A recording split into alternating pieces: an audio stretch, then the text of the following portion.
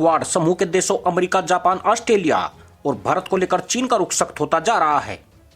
अब उसने बांग्लादेश को धमकी दी है कि अगर वो क्वाड देशों के समूह में शामिल होता है, यानी अगर उसने क्वाड में किसी भी तरह की भागीदारी के बारे में सोचा, तो दोनों देशों के बीच द्विपक्षीय संबंध बिगड़ जाएंगे। चीनी राजदूत का यह बयान ऐसे समय आया है जब क्वाड के खिलाफ चीन के रक्षा मंत्री वेई फेंगे ने पिछले महीने बांग्लादेश की यात्रा की थी और उससे हिंद प्रशांत क्षेत्र में बाहरी शक्तियों के खिलाफ एकजुट होने का आह्वान किया था।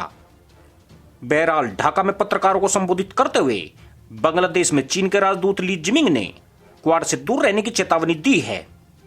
स्थानीय मीडिया ने ली जिमिंग के हवाले से कहा है कि यदि बांग्लादेश 4 देशों के समूह के साथ जुड़ता है तो दोनों देशों के द्विपक्षीय संबंधों को काफी नुकसान होगा। क्वाड को चीन विरोधी बताते हुए ली जिमिंग ने कहा कि हम किसी भी रूप में इस गठबंधन में बांग्लादेश की भागीदारी नहीं चाहते हैं। ली जिमिंग ने बताया कि यह संदेश शेख हसीना सरकार को चीन के रक्षा मंत्री वेई फेंगे ने अपनी पिछली यात्रा के दौरान दे दिया था।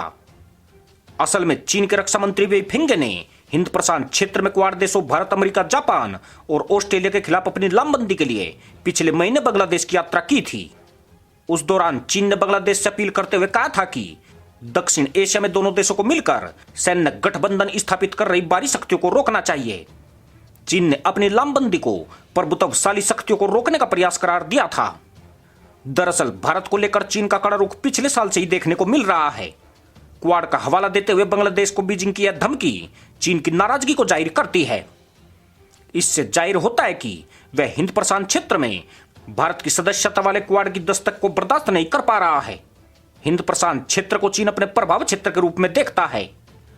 अभी पिछले हफ्ते ही चीन ने दक्षिण एशियाई देशों के साथ कोरोना और वैक्सीनेशन को लेकर वर्चुअल मीटिंग की थी।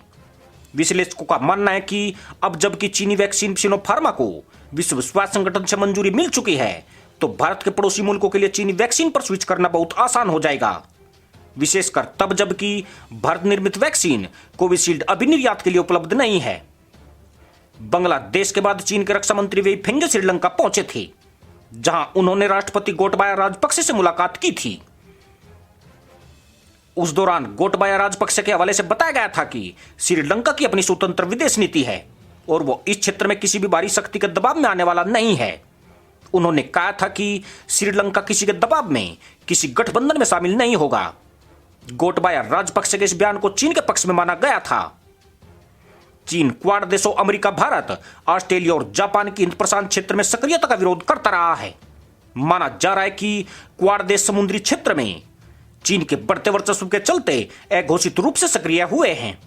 चीन क्वाड को लेकर पहले ही कड़ी आपत्ति जता चुका है।